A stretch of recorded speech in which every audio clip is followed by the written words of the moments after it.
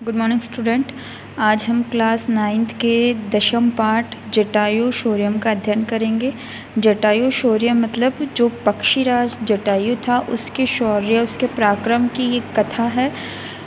यह पाठ छठी विभक्ति में लिखा गया है। जटायु जैसे भानु आदि शब्द जो लिंग चलते हैं वैसे ही ये जटायु शब्द बना है और इसमें षष्ठी विभक्ति है। तो हम पहले इसकी विषय वस्तु जान लेते हैं।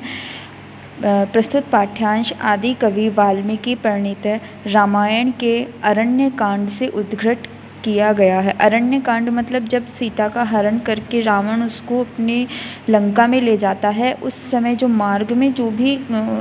घटनाएं घटित होती है वह इस अरण्य कांड में लिखी हुई है। इसीलिए इसको अरण्य कांड यानी जो वन का जो घटनाएं हैं वह इसको कहा जाता है। अरण्य का मतलब जंगल होता है। तो अरण्य कांड में उद्घृत किया गया है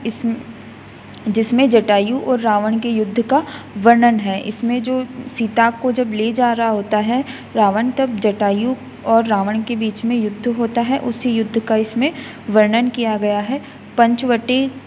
कानन में सीता का करुण विलाप सुनकर के पक्षी श्रेष्ठ जटायु उनकी रक्षा के लिए दौड़े। जब सीता को वह ले जा रहा था तब पंचवटी में जो जटायु थे वह उस सीता के करुण रुदन को सुनते हैं और उनकी रक्षा के लिए रावण से युद्ध करते हैं। वह रावण को पारदराभिमर्शन रूपेण निंद और दुष्कर्म से विरक्त होने के लिए कहते हैं। यानी वह रावण को समझाते हैं कि जो परदरा अभिमर्शनम होता है, जो पराई स्त्री होता है, उसको छूने का जो निंदनीय एक दुष्कर्म है उसको वह छोड़ दे। रावण की अपरिवर्तित मनोवृत्ति को देख वह उस पर भयावह आक्रमण करते हैं। जब रावण को समझाने पर भी वह नहीं समझता है तब जटायु जो है वह उस रावण से युद्ध करता है और उन दोनों के बीच में भयंकर युद्ध होता है। महाबली जटायु अपने तीखे नखों से यानी कि पंखों से और अपने पंजों से रावण के शरीर को अनेक घावों से देता है कि वह रावण को जो है बहुत भयंकर तरीके से वार करके घायल कर देता है, क्योंकि उसके जो जटायु थे उसके तीखे पंख थे और वह उस तीखे पंखों के कारण, विशाल शरीर के कारण भी बलशाली था। इसलिए वह रावण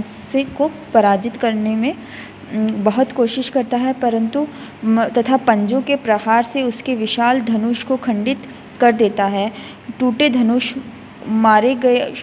अश्वों और सारथी वाला रावण विरथ होकर पृथ्वी पर गिर पड़ता है। और जब दोनों में भयंकर युद्ध होता है तब जो रावण है उसका जो वाहन था वह टूट जाता है और वह धरती पर आके गिर जाता है। कुछ ही क्षणों बाद में क्रोधांत रावण जटायु पर प्राणघातक प्रहार करता है। प्राणघातक मतलब उसके प्राणों को हरने वाला, परंतु पक्षी श्रेष्ठ जटायु उससे अपना बचाव कर उस पर चुच प्रहार करता है, यानी अपनी चोट से प्रहार करता है। इसके बाद उसके बाएं भाग की 10 भुजाओं को शत-विशत कर देता है। उसकी जो 10 भुजाएं थी रावण की, उन सभी को वह जो है अपने प्रहार से खंडित करता है। अब आइए हम इस चैप्टर को स्टार्ट करते हैं। इसका पहला श्लोक है, सा तदा करुणा वचो विलपति दुखित वनस्पतिगतः गिद्धम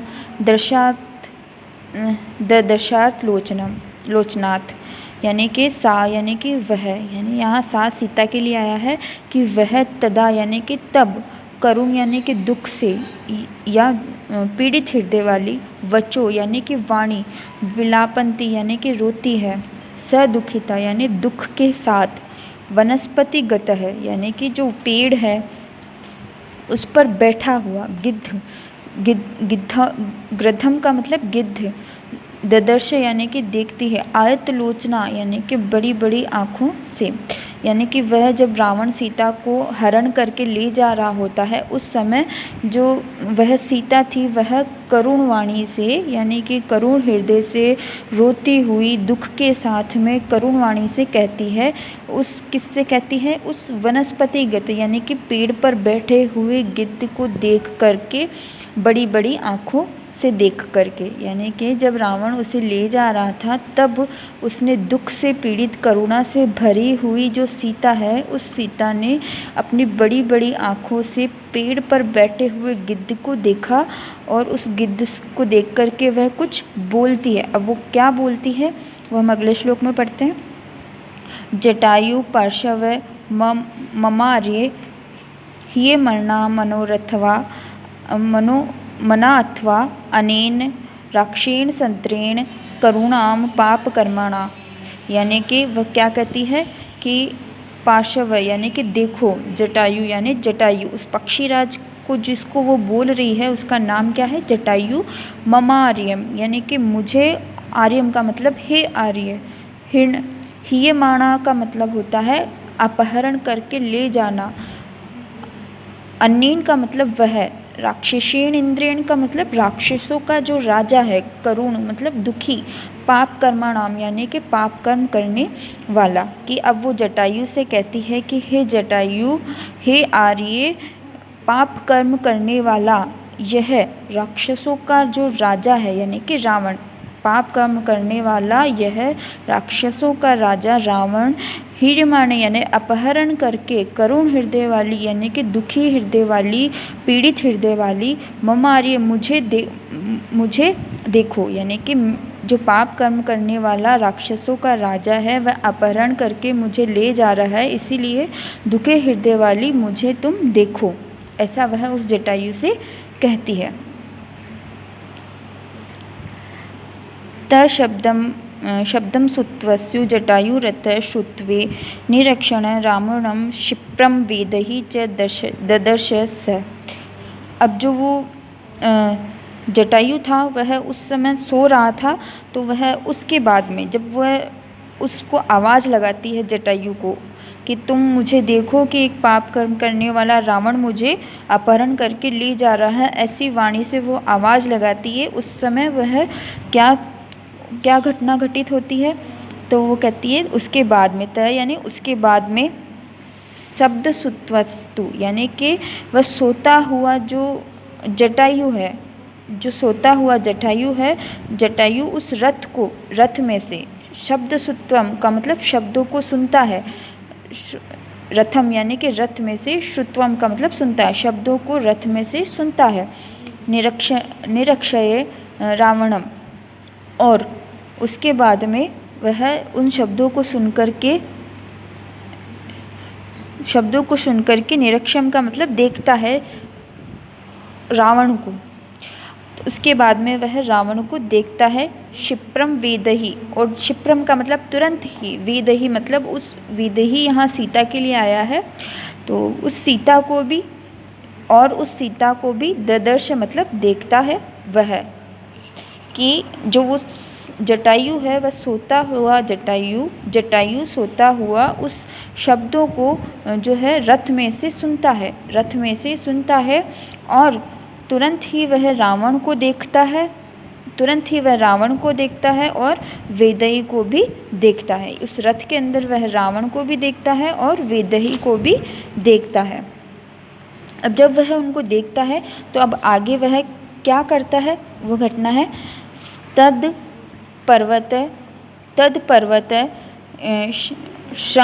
संगड़ाभस्ति क्षण तंडुट खगोत्तम वनस्पति गतः श्रीमान्य व्यवहार शुभागिरम। कि मतलब बाद में वो क्या कहता है, उसके बाद में जब वह उन सीता को ले जा रहे उस रावण को देखता है, उसके बाद में अब ये जो जितने भी शब्द हैं, खगोत्तम, वनस्पति गतम, पर्वत संगा, ये जितने भी शब्द हैं ये उस जटायु के विशेषण शब्द हैं, तो उसको संबोधित करके कहे गए हैं। तो यहाँ पर लिखा गया पर्वत श्रृंगा मतलब पर्वत की श्रृंगा मतलब चोटी, यानी पर्वत की चोटी के समान, भस्त मतलब सुंदर, तीक्ष्ण तुंडा मतलब कि तीखी चोंच, तुंडा मतलब चोंच, तीक्ष्ण मतलब तीखी, खगोत्तमा का मतलब पक्षियों में श्रेष्ठ, वनस्पति गता यानी कि पेड़ पर बैठे हुए, श्रीमान्य व्यवहार यानी कि एक अच्छे व्यवहार में, शुभागिरम यानी कि अच्छे वचन। उसके बाद में जो है उसके बाद में जो है वह जो पक्षीराज था, जो पर्वत के समान सुंदर दिखने वाला था, जो तीखी चोंच वाला था, जो पक्षियों में सबसे श्रेष्ठ था, ऐसे उस पेड़ पर बैठे हुए उस जटायु ने श्रीमान ने यानी कि अच्छे व्यवहार में अच्छे वचन उस रावण को समझाए। अब वो रावण को समझाने का प्रयास करता है, तो अब वह क्या कहता है आगे, निर्वर्तया मति नीचा परादरा अभिमर्शनात् न तम तत्समाचरो धीरो यत्परोस्य विर्गहते, कि वो क्या समझाता है, निर्वर्त यानी कि त्याग दो, नीच मति यानी कि नीच सोच को, बुरी सोच को, परादरा यानी कि पराई स्त्री, अभिमर्शनात् यानी छूने की, न नहीं है, तद यह, समाचरित यानी कि अच्छा आचरण, धीर यानी धीरों का, परादरों से यानी कि जो अच्छे लोग हैं, श्रेष्ठ लोग हैं, विहर से यानी त्याग दिए गए हैं। वह उसको समझाते हुए क्या कहता है कि हे रावण, तुम नीच मति को यानी तुम्हारी जो बुरी सोच है उससे को तुम निर्वर्ता यानी त्याग दो, यानी तुम्हारी जो बुरी सोच है उसको तुम त्याग दो। कौन सी बुरी सोच, परादरा अभिवर्शनात् यानी कि पराई स्त्री को छूने की जो तुम्हारी बुरी सोच है उसको तुम त्याग दो, क्योंकि तद यानी कि वह आचरण धीर है, यानी कि धीर पुरुषों का ये आचरण नहीं है। पराई स्त्री को छूना धीर पुरुषों का आदर्श नहीं है, उनका आचरण नहीं है। और जो श्रेष्ठ लोग हैं, जो अच्छे लोग हैं, जो श्रेष्ठ लोग हैं, सज्जन लोग हैं, उनके द्वारा विहरते यानी कि इसका जो है उस कार्य की निंदा की जाती है, इस कार्य की निंदा की जाती है। इसीलिए जो श्रेष्ठ पुरुष होते हैं उनको ऐसा कार्य नहीं करना चाहिए। इसलिए तुम ये जो तुम्हारी सोच है उसका तुम त्याग कर दो। इसके बाद में अगला श्लोक है, वृद्धो अहम त्वम युवा धन्वी सरथ कवची शरी न चाप आदाय कुशली वेदही में गमिष्यसि। अब जो वो जटायु है वह कहता है कि वृद्धो अहम, कि मैं तो वृद्ध हूँ, तुम युवा परंतु तुम तो युवा हो, धन्वी यानी धनुषधारी हो, सरथी यानी रथ से युक्त हो, कवची यानी कवचधारी हो, श्री यानी बहुत से तीरों से युक्त हो, न चापादाय खुशली परंतु कितनी भी तुम चालाकी कर लो, वेद ही न गमिष्यसि यानी तुम सीता को लेकर के नहीं जा सकते, मुझसे छुड़ा करके तुम सीता को लेकर के नहीं जा सकते हो। ऐसा वह जटायु उससे कहता है, रावण से कहता है कि चाहे मैं कितना भी वृद्ध हूँ परंतु तुम तो जो है युवा हो, धन्वी हो, रथ से युक्त हो, कवचधारी हो, अनेक प्रकार के तीरों से युक्त हो, परंतु तुम कितनी भी चालाकी कर लो तुम सीता को लेकर के नहीं जा सकते हो। फिर उसके बाद में वह कहता है कि तस्येषि तीक्ष्ण नाखया तू चरणाभ्याम महाबली चकार बहुधा गात्रे वर्णापतगत सतम, यानी कि उसके बाद में वह कहता है कि जो जटायु है वह अपने तुम यानी वह जटायु चरणाभ्याम यानी अपने पैरों से, तीक्ष्ण नाख्याम यानी कि तीखे नाखूनों से, महाबली यानी महाबलशाली, उस तस्य यानी कि उस रावण पे जो है बहुधा यानी अलग अलग प्रकार से, गात्री यानी शरीर पर, वर्णानपतगत समत यानी कि अनेक प्रकार के घावों को, चकारा यानी कि किए, यानी कि वो जो जटायु था उस महाबली जटायु ने उस रावण पर अपने पैरों के तीखे नाखूनों से अलग अलग प्रकार के बहुत से शरीर पर घाव किए। महातेजा भम से जायस्य महहंतु, यानी कि जो उसके बाद में, यानी कि जब वह उन दोनों में युद्ध हो रहा था तब उसके बाद में ससंरम्श यानी कि जो बाण है उस बाण से चापम उस धनुष को और उस बाण को मुक्तिमणि विभूषितम जो कि मोतियों से यानी कि सुंदर मोतियों से जो बाण और धनुष सजे हुए थे उनको चरणाभ्याम यानी कि पैरों से, महातेजस यानी कि उस महातेजस्वी जटायु ने भस्माजयस्य यानी कि तोड़ डाला महाहंतु उस विशाल धनुष को। यानी कि उसके बाद में रावण का जो वो विशाल धनुष था, उस विशाल धनुष को जो कि मोतियों से और मणियों से सजा हुआ था, उस धनुष और उस बाण को उस जटायु ने अपने पैरों से तोड़ डाला। फिर अगला श्लोक है, स भग्न धन्वा वीरथो हंतो स्वाहा हत सारथी अंगे नादाय वेदहि पापात भूवि रावण। उसके बाद में सह यानी कि वह, ये वो रावण, भग्नाथव यानी कि टूटे हुए धनुष वाला, भग्ना मतलब टूटा हुआ, धनवा मतलब धनुष, टूटे हुए धनुष वाला, वीरथो यानी कि जो रथ है, टूटे हुए रथ वाला, टूटे हुए धनुष वाला, टूटे हुए रथ वाला, हतोश्वाह और जिसका अश्व यानी कि रथ का जो घोड़ा है जो मर चुका है, ऐसे मरे हुए घोड़े वाला, हत सारथी जिसका सारथी भी जो है मर चुका है, ऐसा जो रावण है। अंगानादाय यानी कि अपने गोद में, वेदही यानी कि उस सीता को लेकर के, पापात वह पापी रावण, भूवि रावण यानी कि भूमि पर गिर पड़ा, यानी कि वह अपनी गोद में सीता को लेकर पापी रावण भूमि पर गिर पड़ा, यानी कि पृथ्वी पर वह आके गिर पड़ा। अब इसका पूरा अर्थ है कि वह जो रावण है वह जो कि टूटे हुए धनुष वाला है, टूटे हुए रथ वाला है, मरे हुए घोड़े वाला है और मरे हुए सारथी वाला है, ऐसा जो रावण है उसकी स्थिति का वर्णन किया गया है कि जो जटायु है उससे युद्ध करते समय जिसका सब कुछ नष्ट हो चुका है, ऐसा जो रावण है वह सीता को अपनी गोद में लेकर के, वह पापी रावण सीता को अपनी गोद में लेकर के भूमि पर आ गिरता है। अगला श्लोक है, सन परिष्वज्जया वेदेहि वाम अंगेन रावण तलेना विभाजात घानम नाशु जटायु क्रोधात मुंचित। यानी कि परिष्वज्जे मतलब कि खींचे, वेदही मतलब सीता, वाम अंगेन मतलब बाएं गोद में, बाएं तरफ गोद में, रावण मतलब रावण, तेला भी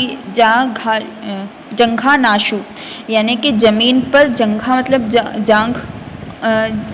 जांग, आशु का मतलब जल्दी से, जटायु क्रोधात मूर्छित यानी क्रोध से, यानी कि इसका है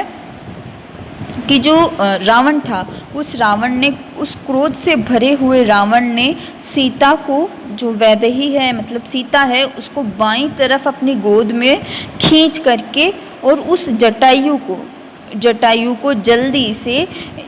जो है मारते हुए तले नाम यानी कि जमीन पर गिरा दिया। उसको सीता को खींच के अपनी गोद में बिठा करके और वो जो जटायु था उसको मार के ज़मीन पर गिरा दिया। यानी कि जब दोनों में युद्ध हो रहा था और जब रावण ज़मीन पर आ गिरा था तब उसने जो है उस जटायु को मारने के लिए जो है सीता को तो अलग हटा दिया और जो जटायु था उसको उसके पंख पर प्रहार किया और उसको पंख को जो है क्षतिग्रस्त करके उसको ज़मीन पर गिरा दिया। जटायुस्त अतिक्रमण तुंडे नाशाय खगाधपि वाम बहुदश तदा व्यवहार दरिदम। उसके बाद में जो दरिंदम का मतलब दमन करता हुआ, तदा मतलब तब, जटायु अतिक्रमण यानी जटायु को हटा करके, खगादपि यानी कि जो पक्षीगण थे उनमें से, यानी कि तब उसको बचा करके, यानी उस सीता को जो है उसको बचा करके शत्रुओं का दमन करने वाला वो जो पक्षीराज था, यानी कि उस सीता को जो बचाने में लगा हुआ जो जटायु था, जो खगादपि जो पक्षियों में सबसे श्रेष्ठ था, पक्षियों का राजा था, उस जटायु ने सीता को बचाने के लिए जो है अपनी चोंच से, तुंडानास्य यानी अपनी चोंच से जो है उसकी बाईं भुजा को, यानी उस रावण की बाईं भुजा को पर इतने प्रहार किए और उसको, परंतु उस रावण ने जो है उस जटायु की बाईं भुजा को उखाड़ दिया। यानी कि वो जटायु भी रावण पर प्रहार कर रहा था और वो जो रावण था वो भी जटायु पर प्रहार कर रहा था। तो पहले तो उसने प्रहार किया जटायु ने, परंतु फिर रावण ने एक ही बार में जो है उसकी बाईं भुजा को यानी कि उसके बाएं पंख को, जटायु के बाएं पंख को जो है वह अपनी तलवार से जो है धड़ से अलग कर दिया, जिसके कारण से जटायु की मृत्यु हो गई, वहीं पर ही उसकी मृत्यु हो गई थी। तो इस तरह से जटायु ने जो है सीता को बचाने के लिए अनेक प्रकार के प्रयास किए, परंतु वह सफल नहीं हो पाया।